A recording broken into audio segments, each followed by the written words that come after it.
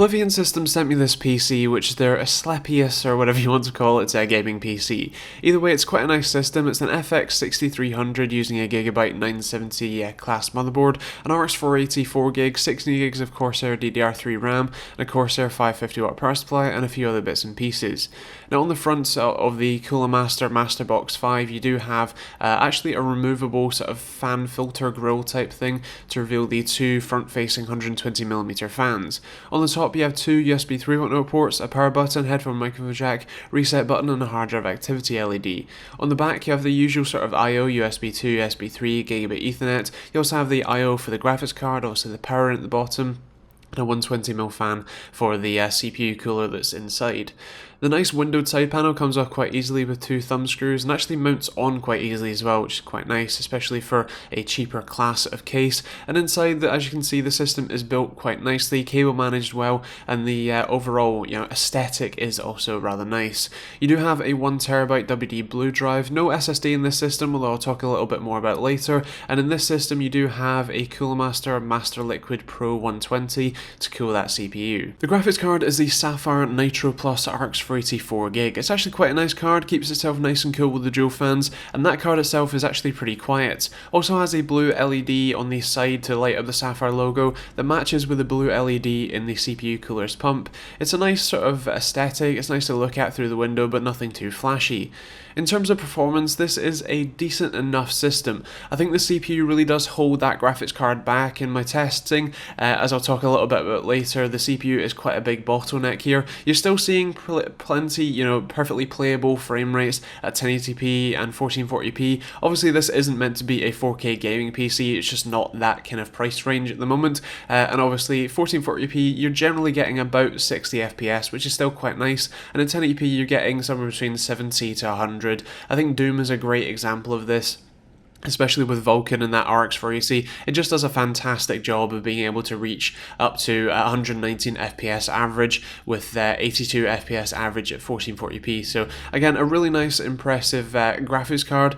I think a little bit held back by the CPU though, although I'll talk a little bit more about that in just a second. So yeah, overall quite impressed. So this is a pretty interesting PC. Now I want to make it clear, this is a customer system, which means it's been customized and upgraded. This system retails around about £700, whereas the actual base system with no configuration or customization options runs for I think £536 at the time of filming. Feel free to check out the link in the description down below for more information on that. But yeah, it's an interesting system. There's a couple of things I'd like to note. First off, the CPU cooler is actually quite noisy. It's a thing just with this style of this model of CPU cooler. I had the same issue with the 240mm. The pump design itself makes the actual pump fairly noisy, and the fans have hardware settings on them as well as PWM settings, which means that they just run quite loud. It's something you need to uninstall the fans and switch a physical switch on them. So that is something to note. I'd recommend, if you are planning on picking up one of these systems, use the configuration options to select something other than this CPU cooler. And the CPU is also something to note. Because it's a revision of the bulldozer architecture, it means that it shares floating point units and cache with the core. So technically it's a 3-core 6-thread. It does have, I think, 6 integer units, but it only has 3 floating point units, which feel free to check out more information on this though.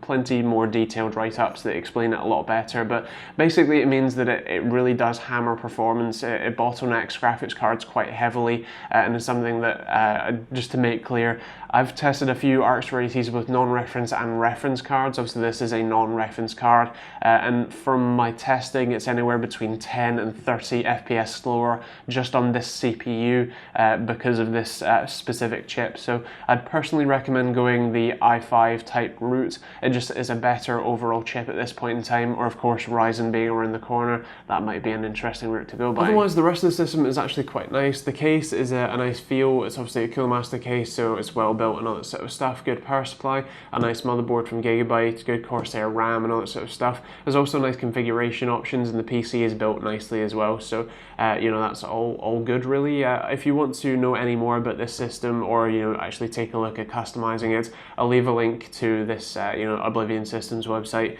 in the description down below for you to check out. But otherwise, I think that's kind of that really. In terms of scoring, I'm going to go with a I think a 4 for value for money, a 3.5 for performance, a 4 for functionality, a 4.5 for styling, and a 4 for TechteamGB score.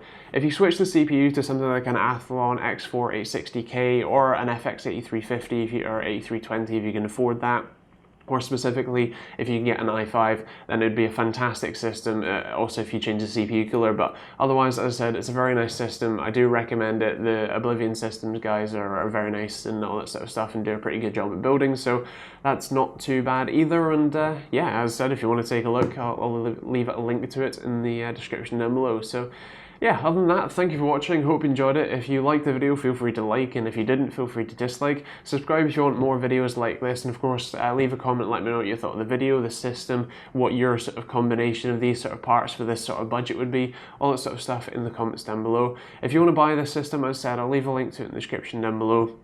And if you want to pick up anything else, I've left links to Overclockers UK and Amazon for more general, you know, purchases. It genuinely does help me out if you use those, so that'd be awesome if you could. And otherwise, yeah, thanks for watching. We'll see you all, I think probably, what's this, a Monday video, so we'll see you all on Wednesday for the next video, whatever that may be.